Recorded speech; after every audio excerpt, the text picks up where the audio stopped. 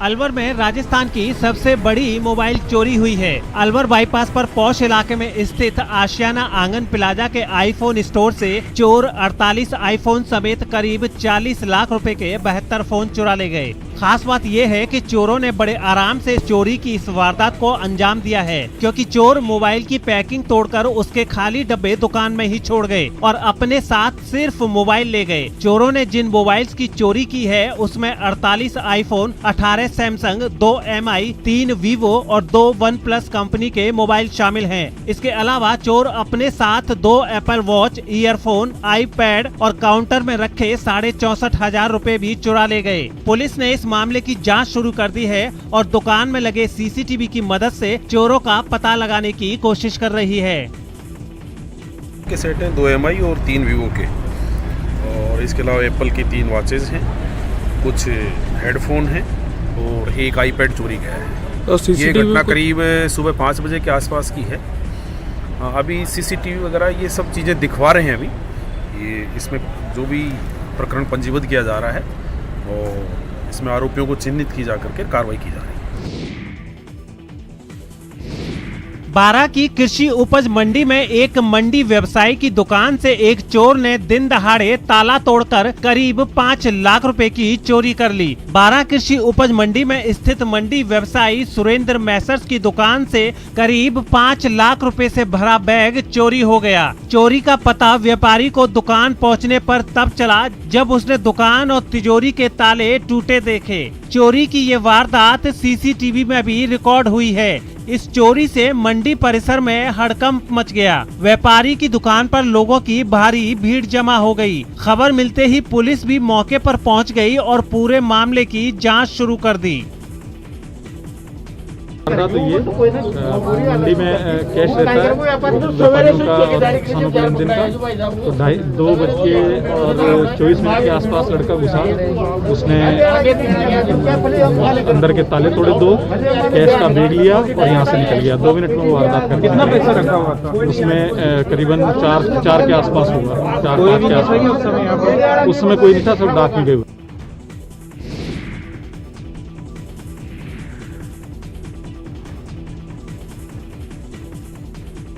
जोधपुर में मारपीट का एक वीडियो वायरल हो रहा है। इस वीडियो में 2 लोग आपस में भिड़े पड़े हैं और कुछ लोग उन्हें अलग करने की नाकाम कोशिश करते नजर आ रहे हैं।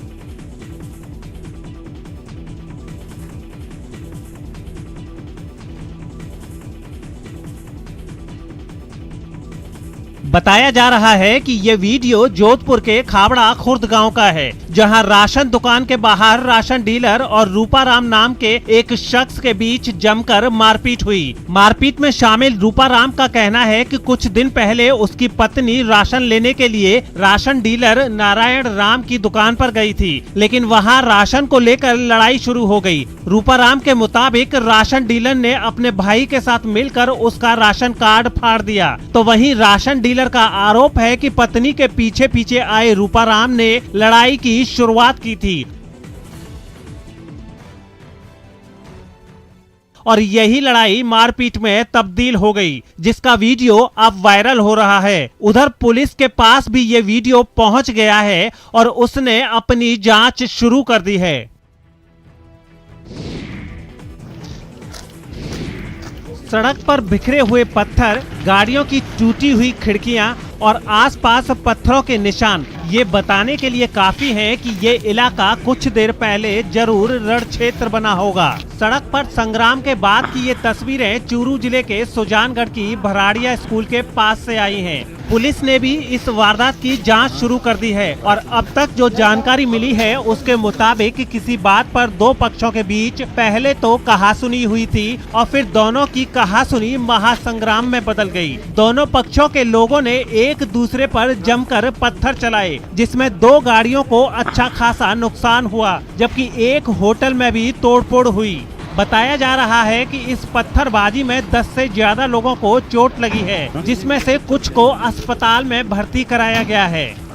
लोहार पक्ष और इस होटल वाले के बीच में विवाद हुआ और ये झगड़ा इतना बड़ा कि दोनों तरफ से पथराव हुआ।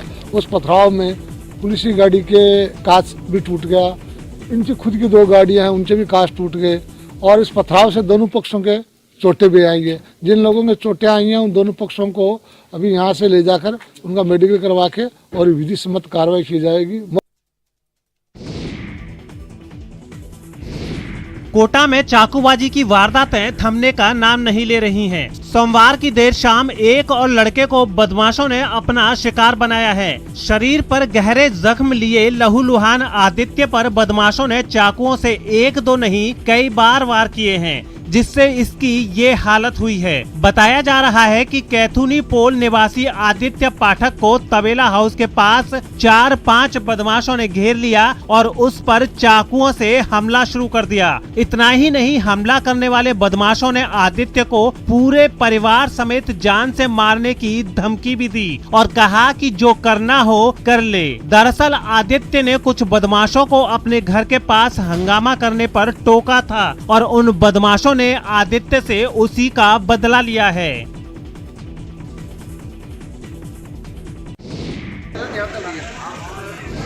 सर्द रात में भी किसान धरने पर डटे रहे। ठंड ज्यादा बढ़ी तो उन्होंने अलाव का सहारा ले लिया, लेकिन जानलेवा सर्दी और स्याह अंधेरा इनके इरादों को नहीं तोड़ सका।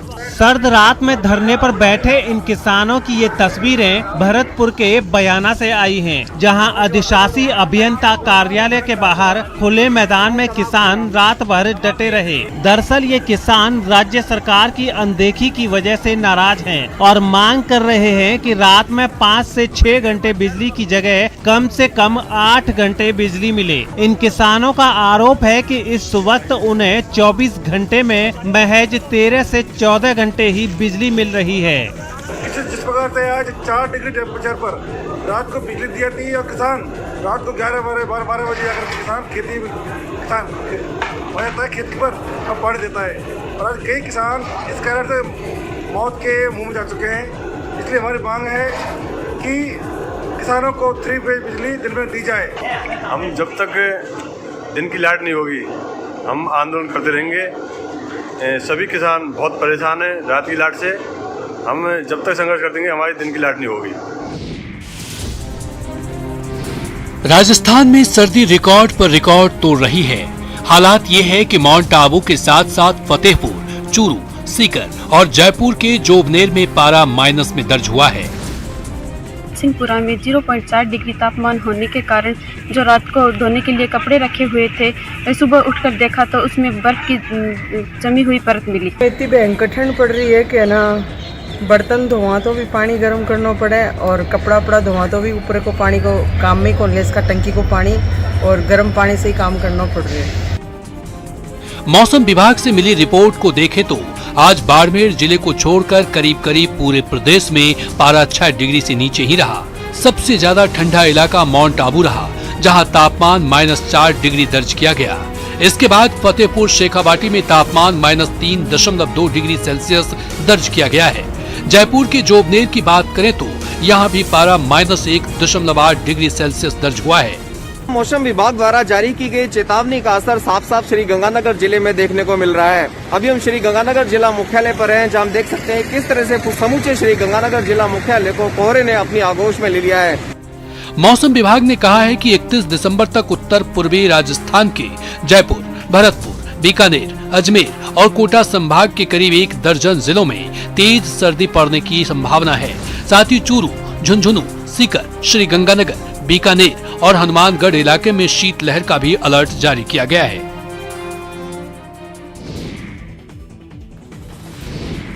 राजस्थान के स्कूलों में पढ़ रहे अल्पसंख्यक स्टूडेंट्स की अब स्कॉलरशिप नहीं अटकेगी। इसके लिए केंद्र सरकार ने निर्धारित मार्क्स परसेंटेज में छूट प्रदान कर दी है, जिससे राज्य के 1 लाख अल्पसंख्यक स्टूडेंट्स को फायदा होगा। दरअसल कोरोना के चलते इस बार परीक्षा नहीं होने से 8वीं तक के छात्रों को मार्कशीट नहीं मिली थी।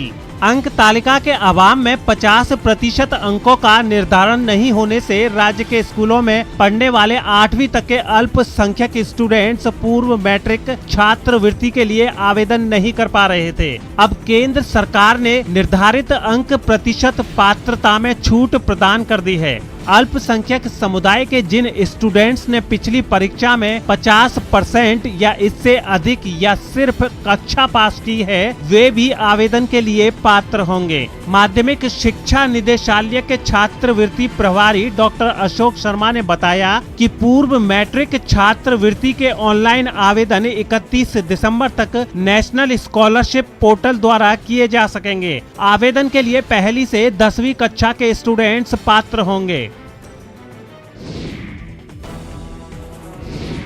राजस्थान में जिन लोगों के पास राजस्थान हाउसिंग बोर्ड के आवास हैं और जिन्होंने अब तक अपने मकान की बकाया किश्तें और पैसा जमा नहीं करवाया, तो उनके लिए राहत की खबर है।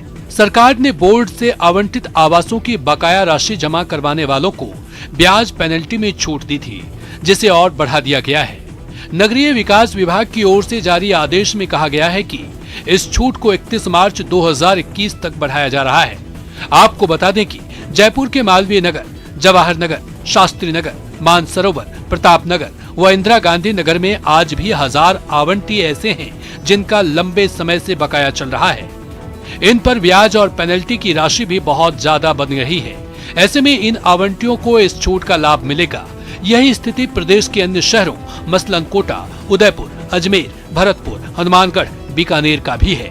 सरकार से जारी आदेशों के मुताबिक जिस व्यक्ति के पास आर्थिक दृष्टि से कमजोर, निम्न आय वर्ग और मध्य आय वर्ग के आवास हैं और बकाया किश्तें और रकम समय पर जमा नहीं करवाए गए हैं, तो उन पर लगी सभी पेनल्टी पूरी तरह से माफ कर दी जाएगी। इसके अलावा अगर कोई बकाया रकम एक मुश्त जमा करवाएगा तो ब्याज भी पूरी तरह माफ कर दिया जाएगा। 49,000 चावलों से बनी मंगलाकृति, 131 चावल के दानों का मंगल संदेश। सबका मंगल, सबका मंगल, सबका मंगल हो, सबका मंगल हो। इस धरती पर जितने प्राणी, सबका मंगल हो, सबका मंगल, सबका मंगल, सबका मंगल हो। सुना आपने, ये चावलों से निकली मंगल भावना संदेश की सुरीली आवाज है, जिसमें मानव जाति के साथ प्राणी जगत के लिए भी मंगल भावना का संदेश छिपा है, जिसे चावलों पर उकेरा है जयपुर की मिनिएचर आर्टिस्ट नीरू छाबड़ा ने। कोरोना काल से जूझ रहे पूरे विश्व को मंगल संदेश देने के लिए नीरू छाबड़ा ने चावलों का सहारा लिया और आने वाले साल यानी 2021 के मंगलकारी होने की कामना की। मैंने ये मंगल भावना चावलों की पर लिखी है। इसमें संपूर्ण प्राणी जगत, दृश्य अदृश्य, सबके लिए भावना है कि हम सकारात्मक सोच रखें, सही जीवन शैली अपनाएं। तो चलिए 20 मिनट में 20 खबरों में आपको दिखाते हैं अब दूसरे प्रदेश की खबरें। पूर्वी दिल्ली नगर निगम की बैठक में आम आदमी पार्टी और बीजेपी पार्षदों के बीच तीखी झड़प हो गई। हंगामा तब शुरू हुआ जब एमसीडी में 2,500 करोड़ के घोटाले के आरोपों पर आम आदमी पार्टी के पार्षद सीबीआई जांच कराने की मांग पर अड़ गए, जिस पर बीजेपी के पार्षद दिल्ली सरकार पर निगम कर्मचारियों के वेतन के लिए पैसा नहीं देने का आरोप लगाते हुए हंगामा करने लगे। बात तब बिगड़ गई जब दोनों पार्टियों के पार्षद आमने सामने आ गए और फिर थोड़ी देर बाद वहां नौबत हाथापाई तक पहुंच गई। इसी बीच आम आदमी पार्टी की पार्षद मोहिनी जीनवाल चप्पल लेकर, जबकि एक और पार्षद जूता लेकर एक दूसरे से भिड़ गईं। वहां से जो तस्वीरें सामने आई उनमें दोनों पार्षद एक दूसरे पर चप्पल और जूते चलाती दिखी।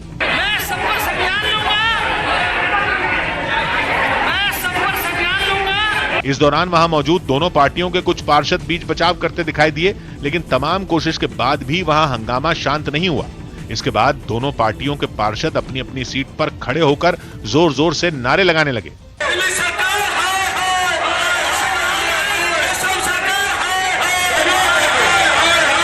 सदन के अंदर बीजेपी के कुछ लोग हाथों में पोस्टर, तख्तियां और पर्चे लिए नजर आए, जिन पर दिल्ली सरकार के खिलाफ नारे लिखे थे। उत्तर प्रदेश की राजधानी लखनऊ से दहशत से भर देने वाली कुछ तस्वीरें सामने आई, जहां सड़क पर चलते एक कंटेनर में भीषण आग लग गई। कई गाड़ियों से लदा वो कंटेनर अचानक हादसे का शिकार हो गया, जिसकी खबर लगते ही फायर ब्रिगेड वहां पहुंची और आग बुझाने का काम शुरू कर दिया।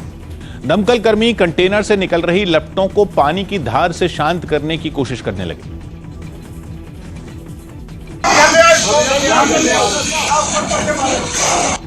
कंटेनर के अलग अलग हिस्सों में आग फैली थी और उसमें सामान भरा होने की वजह से भी दमकल कर्मियों को कई मुश्किलें आई, लेकिन उन्होंने कंटेनर के अंदर जाकर भी लपटों को पूरी तरह शांत कर दिया। ट्रक था, इसमें कुछ कारें लगी हुई थी, उसमें आग लगी हुई है। यह हादसा जिस सड़क पर हुआ वहां एहतियातन पुलिस ने आग बुझने तक किसी भी गाड़ी को निकलने नहीं दिया। कुछ देर बाद ट्रैफिक खोल दिया गया। उत्तराखंड के रुड़की से एक चौंकाने वाला वीडियो सामने आया, जिसमें वहां की एक चीनी मिल में गन्ने का ट्रैक्टर लेकर पहुंचे एक आदमी ने गोली चला दी। इस घटना से ठीक पहले मिल के मेन गेट पर उस आदमी की गन्ना तौलने के विवाद में कुछ लोगों से बहस भी हुई और उसी बहस के दौरान सड़क पर खड़े एक आदमी ने ट्रैक्टर पर बैठे लोगों को हाथ से मारने का इशारा किया। हालांकि ट्रैक्टर चलाने वाले ने उसकी धमकी को उस वक्त तो नजरअंदाज कर दिया, लेकिन थोड़ी ही देर में उसने अपनी पिस्तौल निकाल ली और हवा में गोली चला दी। गोली चलते ही वहां मौजूद लोग हैरान रह गए। घटना के वक्त कई किसान वहां गन्ना तुलवाने के लिए पहुंचे थे और उन्हीं में किसी ने पुलिस को खबर कर दी। बताया गया कि पुलिस ने वहां पहुंचकर गोली चलाने वाले को धर दबोचा, जबकि उसके साथी वहां से फरार हो गए। मुकदमा कायम हुआ है, एक गिरफ्तार हुआ मौके पे। पुलिस ने भरोसा दिया कि वायरल वीडियो के आधार पर वो जल्द ही गोली चलाने वाले के साथियों को भी गिरफ्तार कर लेगी। गुजरात के अमरेली से एक चौंका देने वाला वीडियो सामने आया, जहां एक टैंकर पलटने के बाद उसमें भरे तेल को लूटने की होड़ मच गई। बताया गया कि मूंगफली के तेल से लदा टैंकर बेकाबू होकर सड़क किनारे पलट गया, जिसके बाद वहां लूट मच गई। इस घटना की खबर जैसे जैसे फैलती गई, वहां लोग बर्तन, डिब्बे और बाल्टियां लेकर पहुंचने लगे। तेल के लिए टैंकर के आसपास लोगों का जमावड़ा लग गया, जबकि कई लोग वहां अपनी बारी का इंतजार भी करते दिखे। इनमें बच्चे, बुजुर्ग और महिलाएं भी शामिल थी। तेल बटोरने के लिए पहुंचे लोगों की रेल पेल देखकर ऐसा लगा मानो पूरा इलाका ही वहां उमड़ पड़ा। जिसको जो मिला वो उसी में तेल भरकर ले जाता दिखा। सड़क पर भीड़ की वजह से वहां ट्रैफिक जाम हो गया और कई गाड़ियां फंस गई, लेकिन लोगों का आना जाना जारी रहा। वहां पहुंचे लोग सब कुछ भूलकर बस ज्यादा से ज्यादा तेल बटोरने की कोशिश में लगे नजर आए।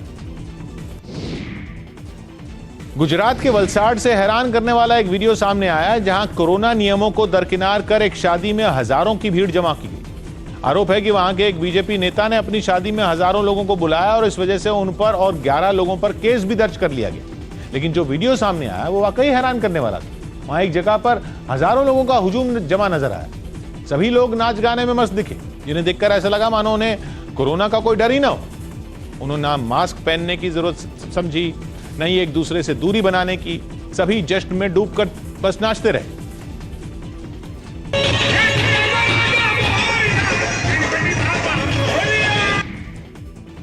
जम्मू कश्मीर में लगातार हो रही भारी बर्फबारी ने लोगों की मुश्किलें बढ़ा दी।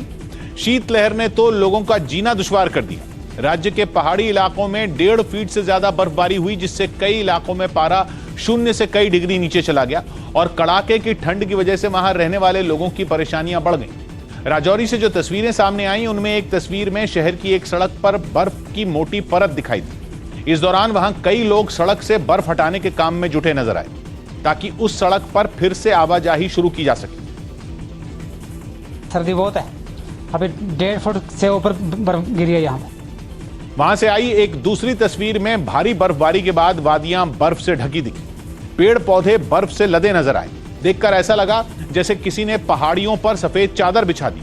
राज्य के पहाड़ी इलाकों में हुई बर्फबारी का असर जम्मू शहर में देखने को मिला।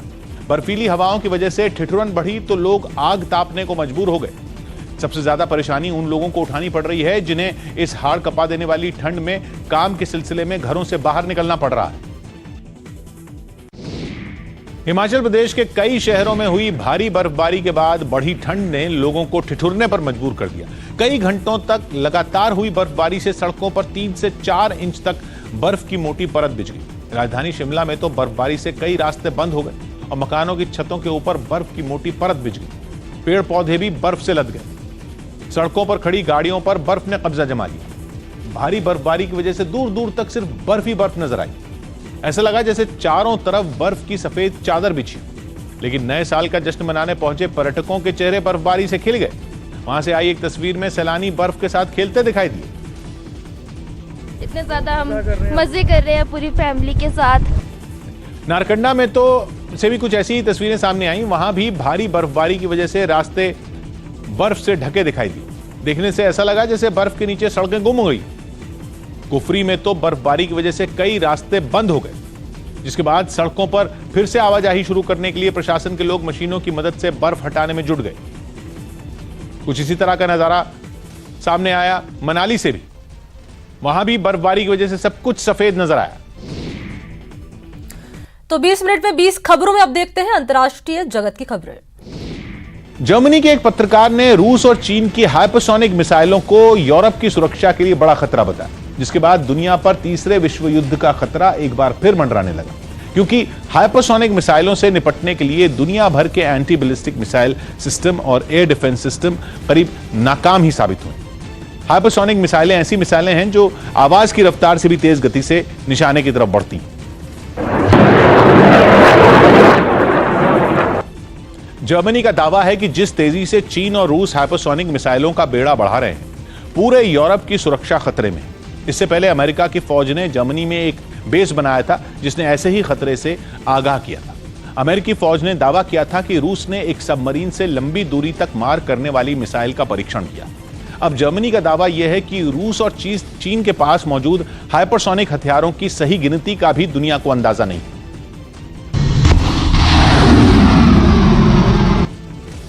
यूरोप का यह डर और यूरोप को मिल रहा अमेरिका का साथ दुनिया को दो धड़ों में बांटने वाला है, जिससे तीसरे विश्व युद्ध का खतरा बढ़ सकता है।